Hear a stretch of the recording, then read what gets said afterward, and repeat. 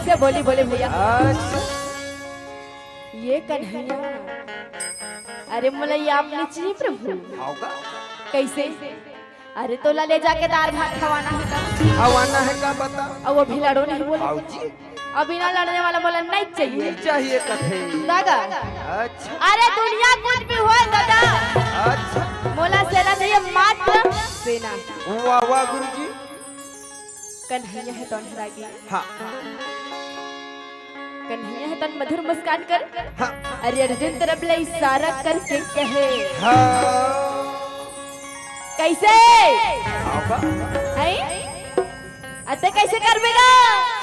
मैं झुमका बजाऊं तमे तोला कहा था आई मतलब वह कृष्ण भगवान अर्जुन ला पूछा थे हाँ ले देखे तो झुमका बजावे लागे। मोर कामे का है